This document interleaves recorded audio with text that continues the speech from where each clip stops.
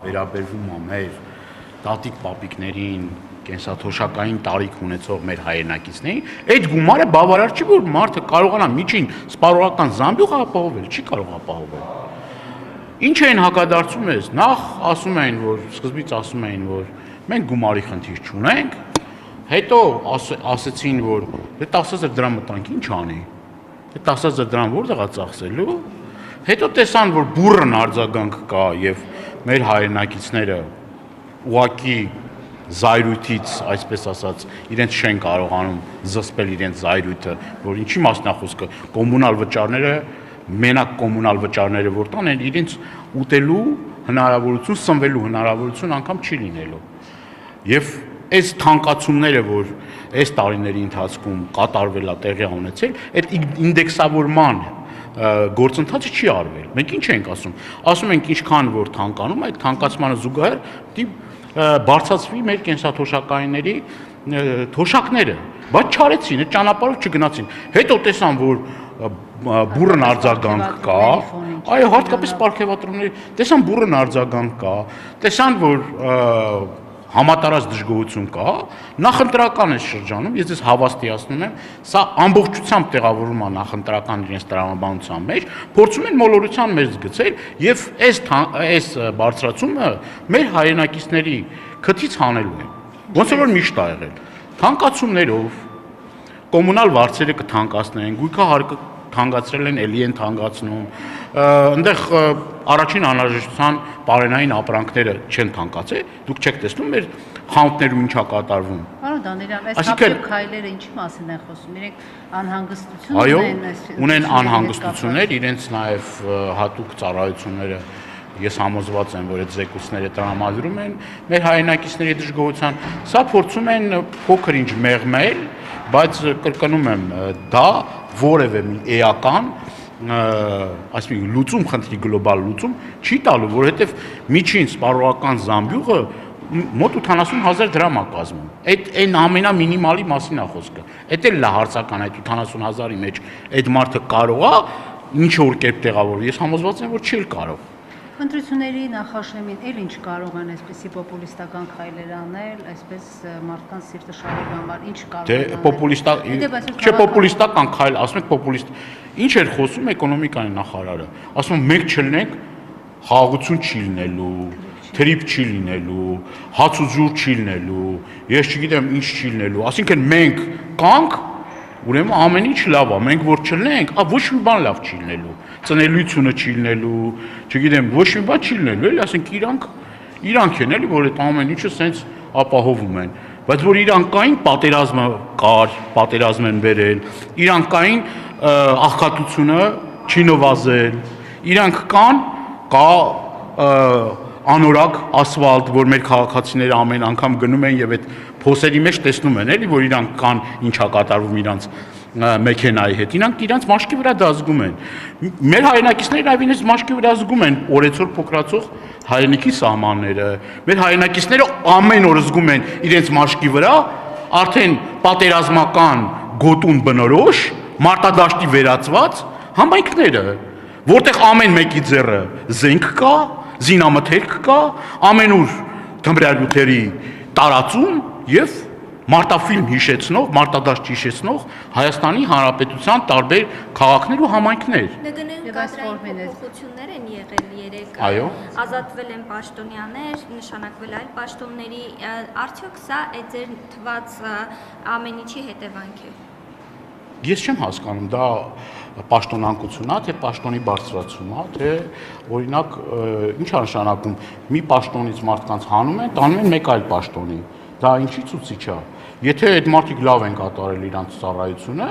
թող, հա? Խենք անում։ Հա խենք անում։ Կամ որ հանել եք, ինչի համար եք տարել ուրիշ պաշտոնի դրել։ Որն է դրա իմաստն ու տրամաբանությունը, որ օրինակ Արմավիր քաղաքի վարչության պետին ԱԱԾ հանեցին, ոստիկանության պետին հանեցին, դրանով կրիմինալ վիճակը փոխվեց։ Չփոխվեց։ Գիտեք ինչի՞ց է խնդիրը գալիս։ Խնդիրը գալիս է նրանով, որ իրավապահ համակարգը զբաղված է ընդդիմադիրներին եւ ընդդիմախոսներին հալածելով,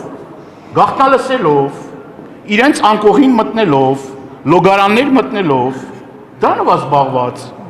Ով ում հետ ինչ սուրճ ա խմել, ինչքան է զրուցել, օպերատիվ ամբողջ համակարգը զբաղված այդ խնդիրներով։ Վհուկների որսով է զբաղված։ Մեր որդեկորուց ծնողների ծեծելու գործով է զբաղված։ Այն օրը, որ մեր որդեկորուց ծնողները ծեծվեցին Եռաբլուրում, այդ օրը պիտի պաշտոնանկություններ կատարվեր։ Այն օրը, որ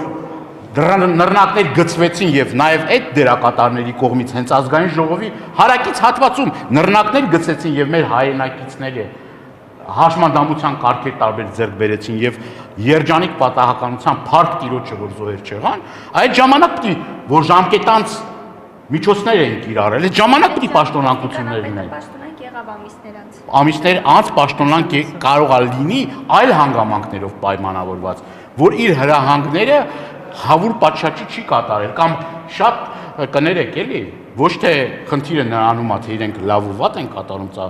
այլ խնդիրը այլ հարթության մեջ է։ Ինքը տեսնում է,